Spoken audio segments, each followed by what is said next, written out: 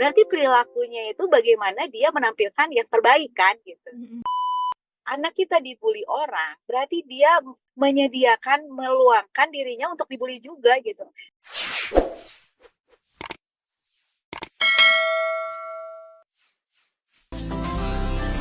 Sesaat lagi Anda akan menyimak Bincang Psikologi Keluarga. Alhamdulillah sudah ada yang bergabung, Ibu Lilis dari Bandung. Ada Ibu Eli di Cianjur. Ternyata bukan dari Bandung ya Bu Lilis ya. Dari Cianjur nih Bu Eli. Kalau dari Ibu Eli ini, bagaimana cara memotivasi anak yang sudah terlalu sering menjadi korban bully nih Bu Lilis? Karena ternyata karakter sang anak yang mudah menangis, jadi teman-temannya suka sekali untuk membulinya. Iya. Nah, ini sudah masuk ke 8 cara menangani korban bullying.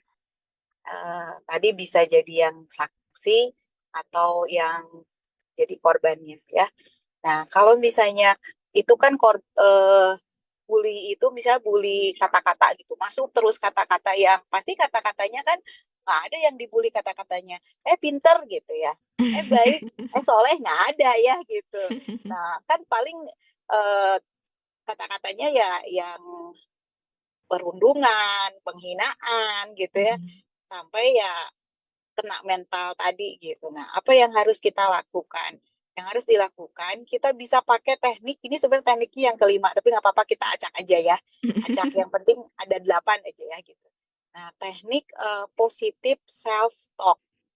Jadi, kata-kata yang sudah masuk, yang negatif itu, yang perundungan, penghinaan, yang sudah masuk ke pikiran anak kita gitu ya, atau pikiran kita kalau kita korban bully, bagaimana si kata-kata itu bisa tergantikan dengan kata-kata yang lebih baik. Atau misalnya kalau air, bagaimana sih air yang air, katakanlah air berwarna coklat hitam, bagaimana menjadi air bening gitu. Berarti kan masukkan air bening sebanyak-banyaknya kan. Misalnya ada gelas tuh, ini ada gelas terus diisi air kotor, air coklat lah gitu kan, air kotor gitu ya yang keruh.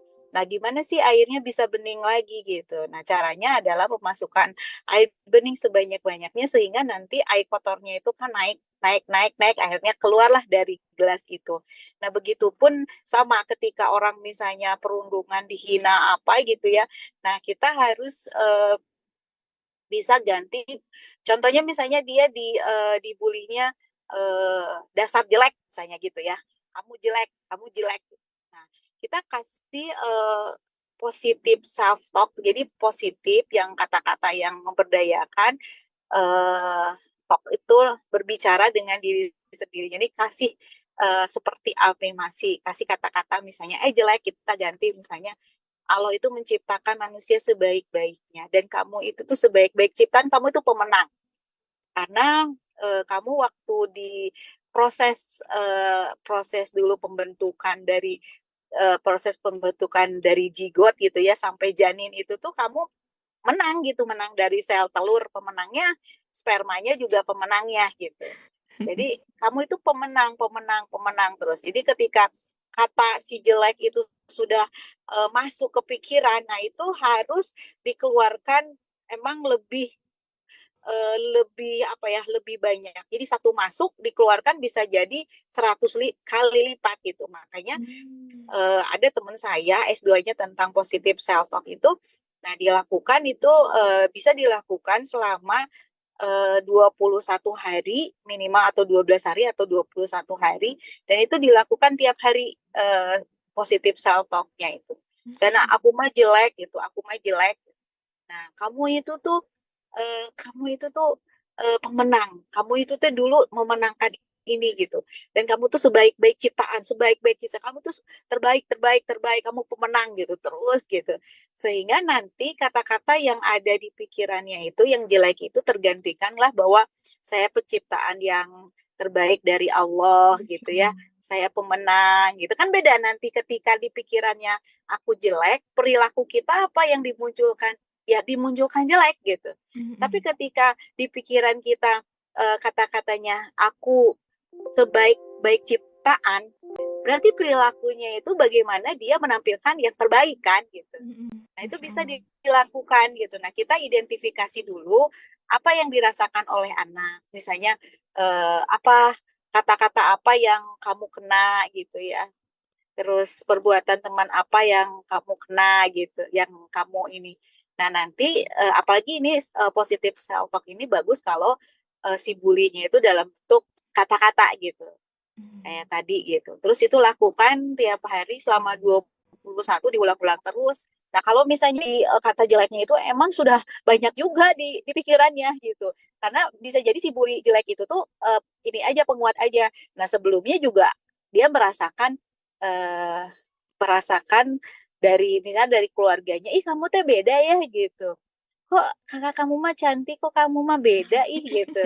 Nah, itu kan bisa jadi pikiran, oh aku mah jelek. Padahal sih nggak dibilang jelek gitu, tapi dibilangnya kok kamu beda. Nah, itu bisa gitu. Jadi kalau misalnya kita tanya ke anak kita, apa sih itu yang ngebully itu bilang apa aja ke kamu? Terus kamu tuh sakit hati dengan kata-kata mana? Nah, nanti carilah kata yang sudah masuk, kebalikannya kata-kata positif dan kita ulang-ulang. Dan sekali satu hari itu kalau bisa juga 20 minimal 21 pengulangan gitu. Seperti dulu saya pernah menangani anak. Anak ini emang ada masalah di konsentrasi gitu ya, jadi nggak mau diam gitu.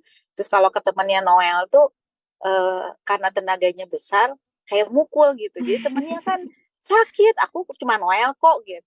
Nah, akhirnya eh, teman-temannya bilang, Bu, ketika saya ke sekolahnya itu ingat banget, kalau sekarang anaknya udah dewasa juga, dulu Masya dia anak Allah. kelas 1 SD gitu ya.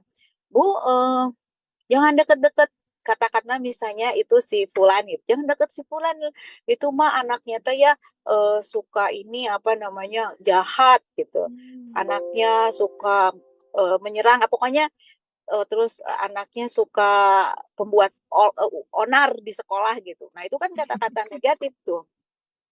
Dan emang dia waktu itu kan ke temennya suka tadi fisiknya itu karena dia kan nggak seimbang gitu. Saya tanya, kamu mukul temen? Enggak, aku mah cuman ini aja apa sih, cuman Noel gitu, cuman nyolek gitu. Tapi apa daya tenaganya besar, dan waktu itu orang tuanya bawa ke saya, anaknya juga diterapi keseimbangannya gitu.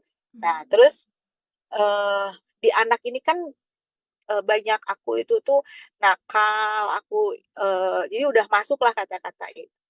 Nah, akhirnya kan si anaknya itu keseimbangannya lama-lama kan bagus. Cuman ada efek bahwa yang masuk dari teman-temannya, aku nakal, aku pengganggu temen gitu, aku jelek, semua ada gitu.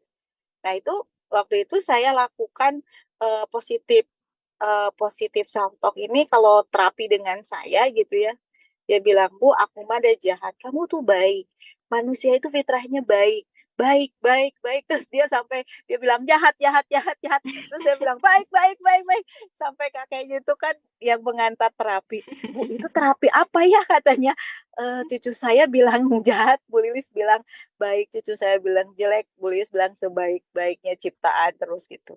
Sampai lucunya si anak ini tuh pas terakhir udah berapa kali pertemuan dengan saya gitu ya. Terus dia bilang, Bu Lilis, aku tuh baik ya gitu. Terus saya bilang, iya. Masya Dia Allah. balik lagi, enggak, aku mah jahat katanya gitu. Nah, terus saya bilang, kamu baik, baik, baik, baik. Jadi sekali dia bilang jahat, saya bilang baik, baik, baik, baik gitu. Aku mah ada jelek, kata teman-teman aku mah gendut, kata teman-teman aku misalnya. Nah, kita bilang, kalau gendut kamu bisa kok di apa namanya dirubah fisik kan. Kalau misalnya yang kita bisa rubah kenapa enggak gitu kan. Nah, itu. Nah, dengan positif self talk dan akhirnya si positif kata-kata itu ke pikirannya dan perilakunya juga lama-lama di SD, SMP. Sekarang mah udah kuliahnya juga alhamdulillah dia masuk Masya PTN, Allah. anaknya juga ya kalau dilihat tuh inilah apa namanya berkembang dengan baik. Masya Nah, itu Allah. jadi tadi yang anak ibu misalnya ini kadung misalnya sering dibully gitu sama teman-temannya. Nah, eh, kita ajak ngobrol anaknya, kemudian kita tanya apa yang membuat kamu sakit sama teman-teman kamu, kata-kata apa. Nah, nanti kita gunakan positif self talk tadi. Jadi selama 21 hari dan selama 21 pengulangan gitu. Minimal. Masya Allah. Inilah pentingnya kedekatan dan juga keterbukaan sang anak kepada orang tuanya, Ibu Lilis ya, karena kita membutuhkan cerita dari anak-anak seperti apa ketika mereka berinteraksi dengan teman-temannya. Masya Allah, Iya, terima betul. kasih Bu Lilis Ya. dengan jawabannya sangat luar biasa sekali. Ini pun semoga sangat menjawab untuk Ibu Eli di Cianjur, 21 hari dengan 21 pengulangan ya Ibu Eli ya. Masya Allah, semoga Allah mudahkan. Untuk sahabat MK di Yogyakarta nih sahabat Konita, apakah sudah ada yang bergabung? Iya, dari Yogyakarta Bu Lilis mohon izin menyampaikan ya sahabat Nita. Mm-mm. Ini ada yang bertanya Bu Lilis, bagaimana jika ada seorang anak yang suka self-harm atau menyakiti dirinya sendiri, namun ini bukan karena dibully orang Bu Lilis, namun dirinya sendiri membuli dirinya. Begitu, Iya, jadi mungkin merasa tidak cukup begitu ya. Seperti iya. apa Bu Lilis? Iya, itu bahaya banget ya. Diri sendiri membuli. Itu Mhm, bisa jadi kita lakukan loh.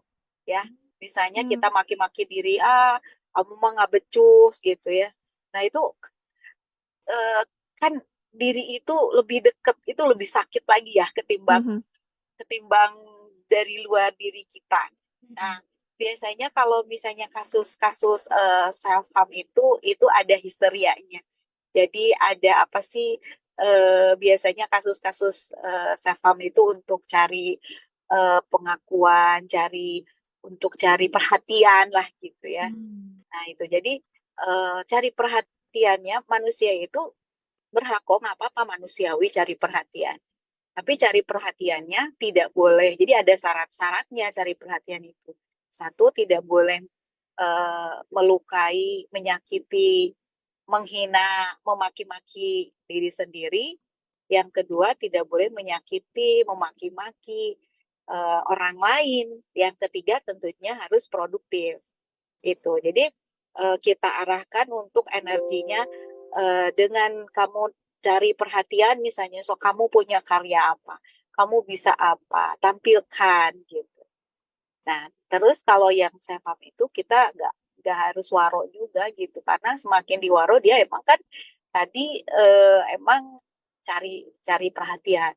Terus tadi kalau misalnya si anak ini tuh ya tadi memaki diri, membuli diri gitu ya dengan cara menyakiti, yaitu katakan itu salah. Dan itu emang kamu jadi bahagia.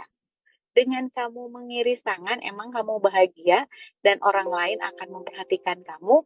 Kalaupun orang lain memperhatikan kamu, katakan gitu ya. Itu juga berarti ini bisa pakai yang positif self-talk.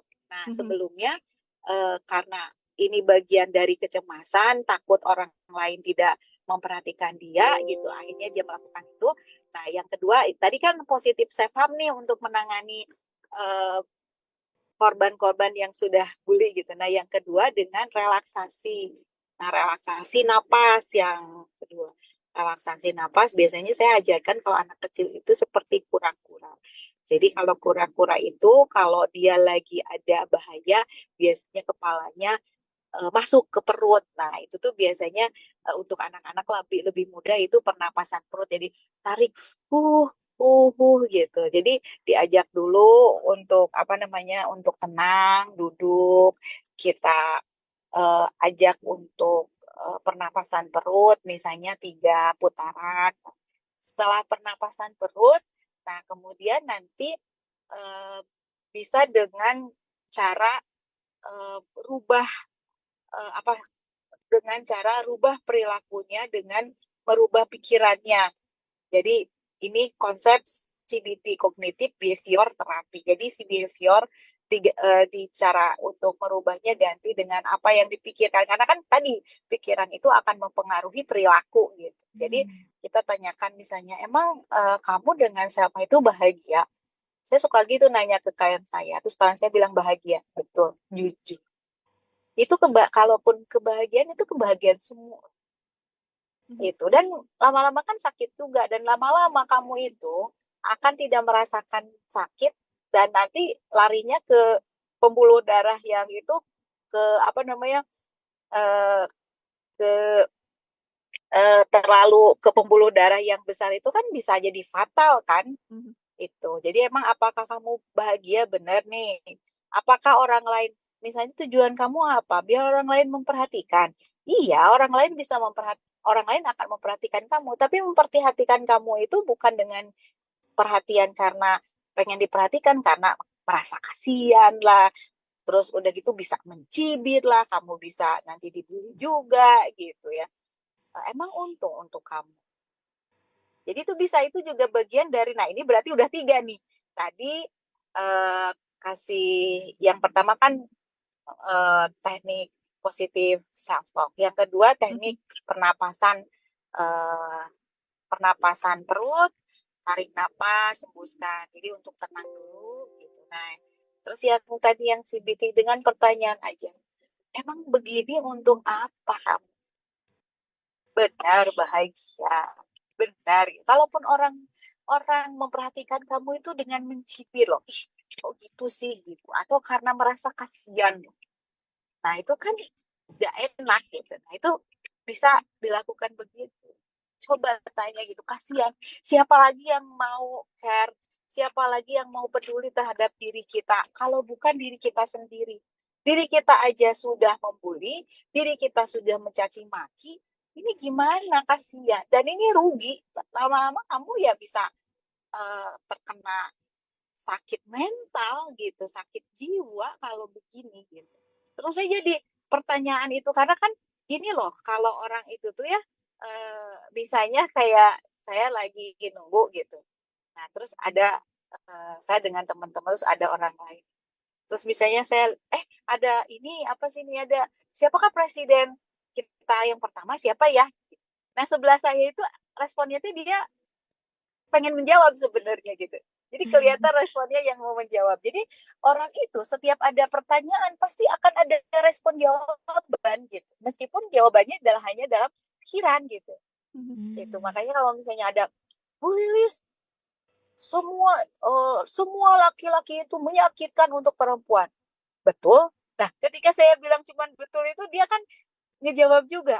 Gak juga. Ya ada kalau semua semua banyak gitu banyak semua coba sebutin siapa aja gitu kan gitu nah kan dia akan menjawab di ininya nah makanya ketika dia eh, emang kamu bahagia dengan self harm kalaupun bahagia benar bahagia hakiki emang kamu itu jadi akan nanti dengan self harm itu tiba-tiba kamu berhasil gitu untuk mendapatkan perhatian orang kalaupun orang lain memperhatikan berarti karena kesian kamu mau dibegitukan, dikasihani oleh orang lain. Nah, itu tuh nanti jawabannya itu menjawab gitu. Menjawab. Terus kalau berbondong-bondong tiba-tiba ada si logis pikirannya, ya juga ya gitu. Ngapain sih gitu. Nah, itu. Itu bisa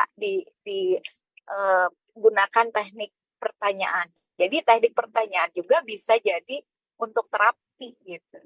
Hmm. Itu Mhm. bisa yang kasus yang barusan. Mhm. Masya Allah. Jadi bisa dengan 3 cara tadi ya Bu Lilis ya? Ya, ini udah Positif. 3 cara nih yang dibahas Mhm. ya. Yang pernapasan perut, eh, terus positif self talk dan tadi yang kognitif behavior terapi. Jadi bagaimana si behavior ini dirubah oleh kognitifnya. Caranya bagaimana? Caranya banyak pertanyaan-pertanyaan. Termasuk kita ada di misalnya di posisi diri kita merasakan tidak berdaya gitu. Loh, aku tuh nggak pede mau ngomong, kayaknya suara aku mau nyanyi, suara aku cempreng. Nah, kita bisa mempertanyakan lagi ke diri kita, emang kamu kalau suara cempreng gitu ya, paling banter orang ketawa ya udah kalau udah gitu mah cuekin aja gitu. Nah, gitu kan. Ya paling nggak akan hancur dunia ini dengan kamu kalaupun orang lain misalnya ketawa berarti kan ya nggak apa-apa mulut-mulut dia mau ketawa-ketawa dia ya boleh Mhm. aja gitu. Nah, itu tadi termasuk teknik CBT gitu. Mhm. Masya Allah. Secara nggak langsung dipantik gitu ya Bu Lilis ya, agar berpikir kembali, merenungkan Iya, kembali logis apa yang dibawa ke dilakukan. logis gitu. Karena Mhm. kalau pikiran kita logis, nggak emosional, ya ya emang kenapa gitu. Kayak misalnya, Bu, saya dikatakan gendut, saya tuh sakit hati. Ya emang kenyataannya gendut kan gitu. Nah kalau kita logis, emang aku gendut berarti apa yang harus aku lakukan? Ya Mhm. aku tinggal berusaha untuk badan aku lebih langsing. Sehingga yang mengatakan gendut, dia nggak bisa lagi mengatakan gendut. Kenyataannya aku Mhm. langsing gitu loh kalau logis. Tapi kalau dibawa ke emosional, ya udah meratapi diri tuh kan aku mah jelek, tuh kan aku mah ini, bla bla bla gitu. Masya Allah. Jadi bukan self pity gitu ya, Bu Lilis ya, bukan malah Ya, mengkasihani diri sendiri, tapi justru betul. solusinya apa nih gitu ya? Nah, itu dibawa ke arah yang lebih justru energinya ke arah positif gitu.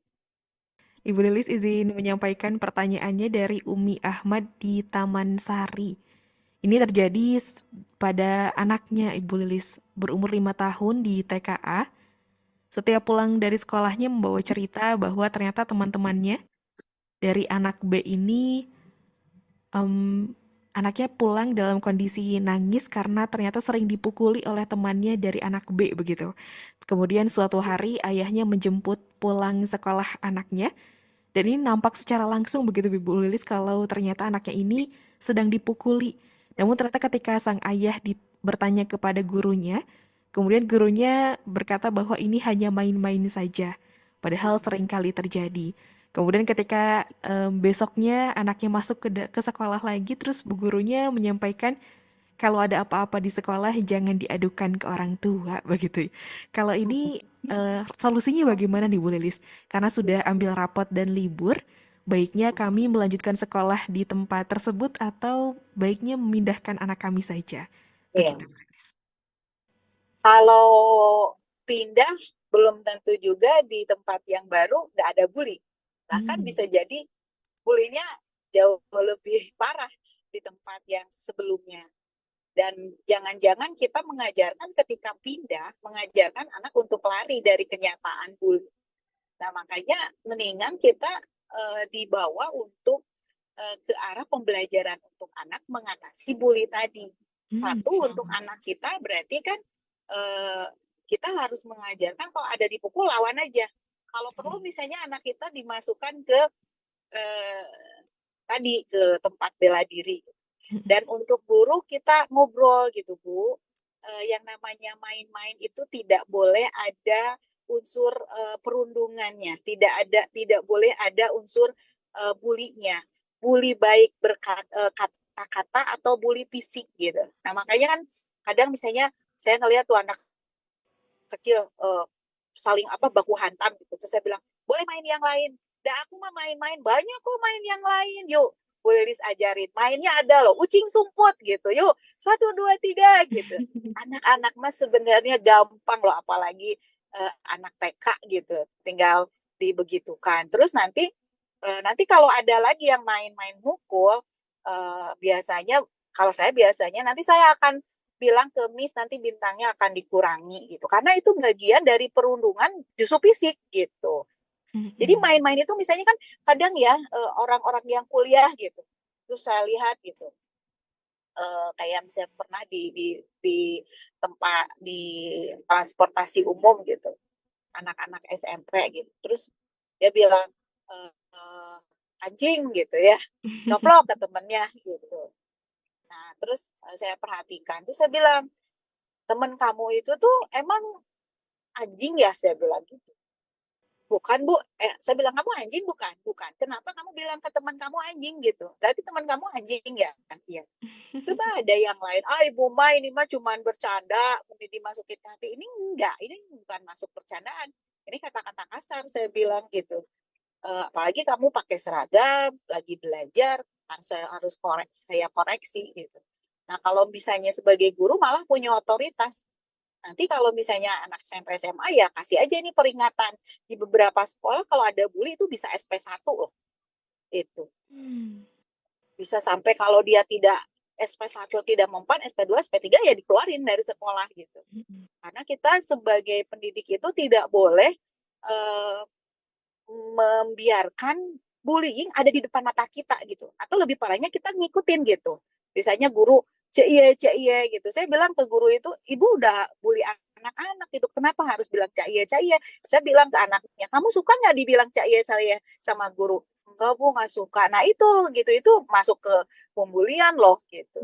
Jadi kita justru sebagai pendidik, makanya nanti tinggal sharing ke gurunya, Bu, yang eh, namanya permainan itu tidak boleh ada unsur tadi perundungan, apalagi saling mukul. Banyak kok main-main gak harus mukul-mukul gitu, kecuali kalau misalnya lagi olahraga yang berkaitan dengan bela diri misalnya ya, pencak silat ya, itu memang, tapi nggak sampai mukul juga kan. Teknik-teknik bagaimana misalnya menghalau serangan teman gitu ya, serangan lawan kan gitu gitu. Nah, saya sih sarankan coba bicara lagi dengan pihak sekolah, ya berkaitan yang tadi, jangan-jangan emang gurunya nggak tahu gitu ya. Nah, terus tadi misalnya kalau ya sebagai orang tua kan menyekolahkan anak di sekolah itu ya berhak tahu apa saja yang terjadi di sekolah. Jadi kasih masukan dulu gurunya gitu ya. Nah, kecuali kalau misalnya udah enggak gitu. Nah, itu mah hak ibu bapak untuk pindah, cuman khawatirnya pindah itu tuh malah karena gini juga loh. Anak kita dibully orang, berarti dia menyediakan, meluangkan dirinya untuk dibully juga gitu. Nah, berarti kan kita bukan memindahkan anak, tapi bagaimana anak ini harus kebal menghadapi bully gitu. Pukul lagi gitu. Jadi saya bilang ke anak saya, Bunda, aku dipukul gitu, sampai biru. Saya bilang, lawan lagi temannya gitu. Nah, akhirnya ketika temennya mukul, dia mukul lagi dan saya dipanggil oleh sekolah. Nah, terus kalau masalah mukul-memukul itu kan kita harus lihat bagaimana kronologisnya ya. Nggak boleh langsung jadi gimana urutannya gitu. Kan dihukum juga sama gitu. Misalnya anak kita mukul, tanya dulu, bisa jadi kan dia itu mukul itu untuk mempertahankan defensif dirinya gitu, bukan menyerang.